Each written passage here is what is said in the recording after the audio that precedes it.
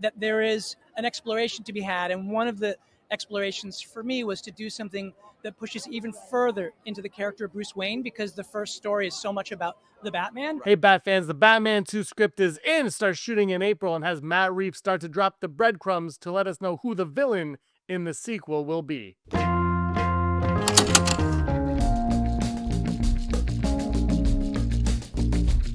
Hello, everyone. This is Digital Charcuterie. My name is James. Thank you so much for stopping by. If you're new to the channel and a fan of the Batman and looking forward to the Batman Part 2, hit that subscribe button. I'm going to be talking about it and discussing it until it's released in October of 2027. Still quite a ways away, and coming off the high Emmy wins that the Penguin series had, especially Christine Milioti for Sophia Falcone.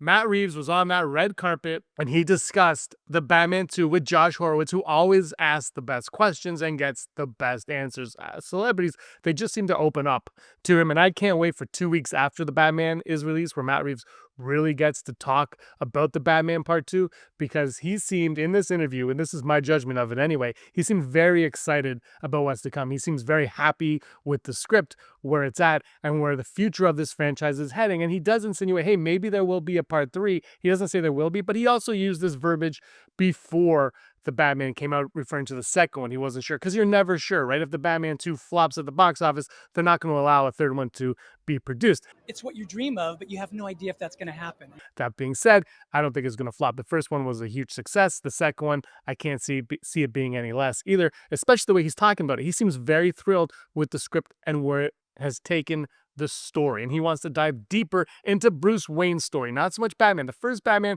focused on Batman. The second one will focus more on Bruce Wayne. He's found that movies don't focus enough on Bruce Wayne in the past, even though he says he does love those movies. He says that he's found that they haven't focused enough on the Bruce Wayne character. And then the villain in this is something we've never seen before. That's a quote from Matt Reeves. We've never seen something quite like this before. And what does he mean by that? I want to talk about who I think the villain might be, because it's got to be somebody who's going to connect directly with Bruce Wayne himself. Not so much the Batman, Bruce Wayne. The Riddler took on Batman, so who could take on Bruce Wayne? And there's a few characters that obviously would fit this mold. One that I'm going to push aside right out of the way would be Sophia Falcone. And look, you'd say that's not a big enough character to be the main villain. No, that's true, but Carmine Falcone was in the first Batman. Sophia could be brought into the second one. That being said, because look, we know the familiar history with the Falcones and the Wayne, right? So it would kind of work out. However, that being said, Matt Reeves said in this interview, point blank, that Christine Miliotti's Sophia Falcone will not be in this movie. She is not in this movie. We're going to see Kristen Milioti, of course, in this one. Kristen's not in this one, but insinuating she could be in the third one because of the performance, because of the character and the reception that the character had. He said they were too along in the scripting process to include the character in this story, and she just didn't fit in what they were doing. So I'm going to move her directly out of the way, which is unfortunate, but get out of there. Sophia, you're out of there. So now who could it be? I've been on the Hugo Strange train for quite some time. I do feel like Hugo Strange is a character that would impact Bruce Wayne himself and the Batman. It would be a twofold right there. So I'm going to take Hugo Strange off of that. I'm going to circle back to him in just a little bit. Let's go into the two frontrunners in my mind at the moment. Again, Hugo Strange is my personal frontrunner, but the two frontrunners I have going into this one right now, we're going to start with this, because I think the second one I'm going to say is going to be more of a third movie, but I'm going to go into the next one now. That's going to be Hush. I'm just going to talk straight about Hush. We've seen the clues, right? The first Batman mentions Hush. There's a Hush Easter egg in that movie. Even in the Penguin series, the Elliott Bridge, a direct reference to Hush, to the lineage of Hush. Hush also would impact Bruce Wayne substantially, much like Riddler did to Batman. We would get that from Hush and for Bruce Wayne, in that if you know from the YA novel prequel to the first Batman, you would know that the Riddler was an orphan. And so he kind of resented Bruce in a lot of ways because of that growing up, and the Wayne family and whatnot. So there's that, and then Hush would have the other side of that. Hush would fit him because he's literally a childhood friend of Bruce Wayne's. He's a villain born from Bruce's past. His origin is intertwined with Bruce Wayne's family and upbringing, and his motivation is personal: envy, revenge, wanting Wayne's life. How it could play out, Reeves could reveal Tommy as an old friend, close family friend, whose jealousy and trauma mirror Bruce's. Hush would force Bruce to face choices he made as a privileged kid and could unmask Wayne's family secrets.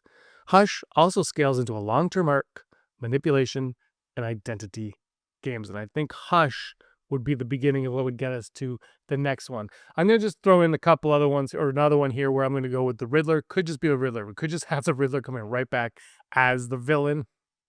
I mean, Reeves already used them, obviously, in the first movie, and his crimes were exposing the systemic corruption and targeting Gotham elites. That ties to the Waynes and their civic role. A sequel could make the Riddler's vendetta explicitly about the Waynes' hidden sins or origins. So while I don't think they're going to reuse the Riddler in the next one, I think you're going to want to up the ante a little bit. There is the possibility that Riddler arrives again. I think one that is going under the radar, I mean, not under the radar in terms of fans' hopes for this one, but under the radar in terms of speculation, and that's Scarecrow. Scarecrow obviously ties to fear and psychology and could be used to probe Bruce's trauma, his parents' deaths, the conception of fear as a tool. If the sequel's intimate and introspective, Scarecrow's manipulations could be pitched as an attack on Bruce's mind and family ghosts. And don't forget, there were rumors and speculation. I did a bunch of videos on Julian Rush in the Penguin series being the Scarecrow. Rumor was that before the series started, when he was cast as Scarecrow, and then that got swept away. That was like, no, he's not actually Scarecrow. He's just some crazy doctor with some mind manipulation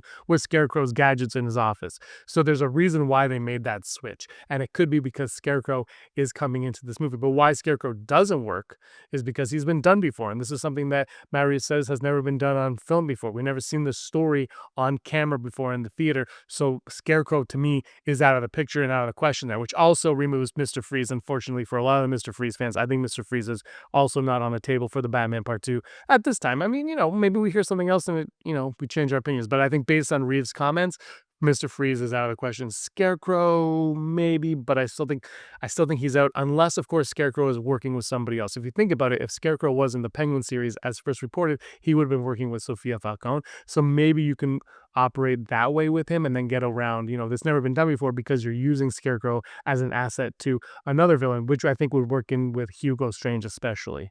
Ultimately, with this trilogy, if we do get the completed trilogy, I think the Court of Owls will be revealed as a big bad of Gotham when it's all said and done. That's something that's never been done before, and each film would lead to their reveal, right? You'd have Riddler, you'd have Hush, Hugo Strange, something like that, all working within the system implemented by the court. And I think that's where we're going to ultimately go. So I don't think Court of Owls are necessarily going to be the villains in this movie. I think the villain in this movie is going to propel us and push us in the direction of the court in the third movie. The Court of Owls is cool because they're embedded in Gotham's elite and historical. They can reveal that the Waynes have been complicit or targeted for decades. That's perfect for a Bruce-focused sequel that digs into family history. And with Falcone dead, somebody can be using the knowledge of Carmine Falcone with his connection with the Waynes to blackmail or ruin Bruce.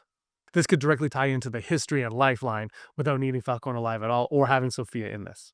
It's never really been done in a movie before, so we're excited. Yeah. Ultimately, I think based on these comments for the second movie, I think we're headed towards Hush. As much as, like I said, I'm not throwing Hugo Strange out of there, but I think Hush is the direction we're going in because he just plays into the Bruce Wayne aspect more so than anything else. I mean, Hugo Strange will get into Bruce's mind, probably learn that he's Batman in this movie, but Hush takes you right back to Bruce's childhood, takes it from the very beginning and works his way up the 20 plus 30 years of Bruce Wayne's life. And Hush could be right there because ultimately Hush is more personal than Hugo Strange. Even though Hugo Strange, like I said, could do all that, I think Hush is just more personal, and that would make a more personal story. It could be a little bit too similar to Riddler, and hopefully they don't just make Riddler Hush. Hopefully they do go with Elliot for it all, but you never know. There might be some twists and turns along the way. The script seems to be under lock and key, and I'm very excited to see what they're going to do with it. There's a lot that they can do. I think, Matt Reeves also mentions the Rogues Gallery. He wants to play around with all these characters, and I've said before, I think No Man's Land is at play. I think